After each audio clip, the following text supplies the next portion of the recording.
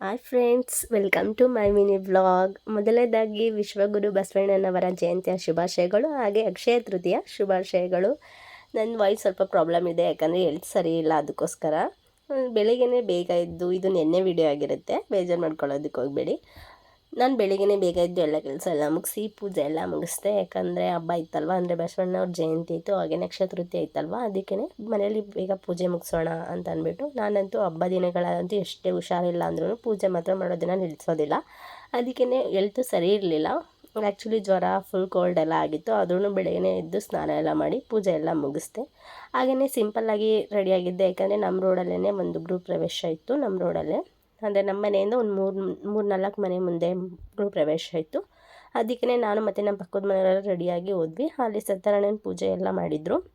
ನಾನು ಆ್ಯಕ್ಚುಲಿ ಪೂಜೆಗೆ ಹೋಗಬೇಕಿತ್ತು, ಆದರೆ ಅಲ್ಲೂ ಕತೆ ಕೇಳಬೇಕಾದ್ರೆ, ಸತ್ಯನಾರಾಯಣ ಕತೆ ಕೇಳಬೇಕಾದ್ರೆ ಅರ್ಧಂಬರ್ಧ ಕೇಳಿ ಎದ್ದು ಬರಬಾರ್ದು, ಪೂರ್ತಿಯಾಗಿ ಕೇಳಬೇಕು. ಅದನ್ನು ಕಥೆಯಲ್ಲಿ ಹೇಳ್ತಾರೆ. ಅದಕ್ಕೋಸ್ಕರನೇ ಹೆಲ್ತ್ ಸರಿ ಇರಲಿಲ್ಲ ಅಲ್ವಾ, ಅದಕ್ಕೋಸ್ಕರ ನನಗೆ ಫುಲ್ ಕೇಳೋದಕ್ಕಾಗಲ್ಲ. ಫುಲ್ ಟಯರ್ಡ್ ಆಗಿಬಿಟ್ಟು, ಏನಾದ್ರು ಹುಷಾರು ಜಾಸ್ತಿ ಇರಲಿಲ್ಲ ಫುಲ್, ಯಾಕಂದರೆ ಕೋಲ್ಡ್ ಆಗಿತ್ತು, ಏನೇ ಜ್ವರ ಕೂಡ ಇತ್ತು. ಅದಕ್ಕೆ ಹೋಗೋದಕ್ಕಾಗಲ್ಲ, ಅರ್ಧಂಬರ್ಧ ಕೇಳಬಾರ್ದು ಅಂತ ಹೋಗಿರಲಿಲ್ಲ. ಆಮೇಲೆ ಗೃಹ ಪ್ರವೇಶಕ್ಕೆ ಹೋದಾಗ ಪೂಜೆ ಎಲ್ಲ ಮಾಡಿರ್ತಾರಲ್ಲ, ಪ್ರಸಾದ ಎಲ್ಲ ಕೊಟ್ಟಿರ್ತಾರೆ, ಹಾಗೆ ಕೈಯೆಲ್ಲ ಮುಕ್ಕೊಂಡು ಪ್ರಸಾದ ಇಸ್ಕೊಬರೋಣ ಅಂತ ಅಂದ್ಕೊಂಡಿದ್ದೆ. ಯಾಕಂದರೆ ಅಲ್ಲಿ ಕತೆ ಕೇಳೋದು ಎಷ್ಟು ಇಂಪಾರ್ಟೆಂಟೋ, ಹಾಗೆಯೇ ಅಲ್ಲಿ ಪ್ರಸಾದ ಕೊಡ್ತಾರಲ್ವ, ಅದನ್ನು ಈಸ್ಕೊಂಡು ತಿನ್ನಬೇಕಂತೆ. ಬೇಡ ಅನ್ನೋದಾಗಲಿ ಅಥವಾ ಈಸ್ಕೊಳ್ದೆ ಬರೋದಾಗಲಿ ಅದೆಲ್ಲ ಮಾಡಬಾರ್ದಂತೆ. ನಾನು ಒಂದೆರಡು ಸತಿ ಕತೆ ಕೇಳಿದ್ದೀನಿ. ಆ ಕಥೆಯಲ್ಲಿ ಹೇಳಿದ್ದಾರೆ, ಪ್ರಸಾದನ ಯಾವುದೇ ಕಾರಣಕ್ಕೂ ಬೇಡ ಅಂತ ಹೇಳ್ಬಾರ್ದಂತೆ, ಹಾಗೆ ಕಥೆನ ಅರ್ಧಂಬರ್ಧ ಕೇಳಬಾರ್ದಂತೆ.